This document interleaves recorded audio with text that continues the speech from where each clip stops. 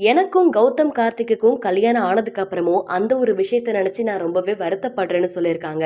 மலையாள ஆக்ட்ரஸா இருந்து இப்ப தமிழ்நாட்டு மருமகளா வந்திருக்கக்கூடிய மஞ்சிமா மோகன். அச்சம் என்பது மடமையடா படத்து மூலமா நிறைய ஃபேன்ஸை தன் பக்கம் இழுத்து வச்சுக்கிட்டாங்க மஞ்சிமா மோகன். அதுக்கப்புறம் சத்திரியன், இப்படை வெல்லும், தேவராட்டம், எஃப்ஐஆர்னு நிறைய படங்கள் நடிச்சாங்க. ஆனா அந்த படங்கள் எல்லாமே சொல்ற அளவுக்கு ஓடல. கடைசியா 2023ல பூ அப்படிங்கிற ஒரு படத்துல நடிச்சாங்க.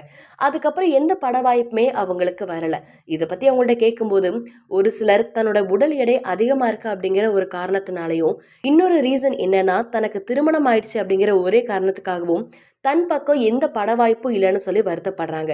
அதுலயும் முக்கியமா என்னன்னா, இவங்க கல்யாணத்துக்கு முன்னாடியே இவங்க கர்ப்பமா இருந்ததாகவும், இவங்க கல்யாணத்துல கௌதம் கார்த்திக்கோட அப்பா, அதாவது கார்த்திக்குக்கு விருப்பம் இல்ல அப்படின்னும் நிறைய வதந்திகள் வந்ததாகவும், ஆனா அத அப்ப நினைச்சு நான் கவலைப்பட்டதே இல்ல. ஆனா கல்யாணம் ஆனதுக்கு அப்புறம் இந்த மாதிரி நிறைய கமெண்ட்ஸ் வந்தது எனக்கு ரொம்பவே கஷ்டமா இருக்குன்னு அவங்க சொல்லியிருக்காங்க. நான் இப்படி வருத்தத்துல இருக்கும்போது இத பத்தி கவலைப்படாதுன்னு கௌதம் கார்த்திக் சொன்னாலும், எனக்கு அடிக்கடி நான் அவருக்கு சரியான ஜோடி இல்லையோன்னு எனக்கு எப்பவுமே தோணிட்டே இருக்கும்னு அவங்க சொல்லியிருக்காங்க. இந்த மாதிரி நிறைய விமர்சனங்களை பார்க்கும்போது நான் ரொம்ப தோத்து போனவளா எனக்கு ஃபீல் ஆகுது அப்படின்னு மனசுல இருக்கிறது ரொம்பவே ஓப்பனா பேசியிருக்கிறாங்க.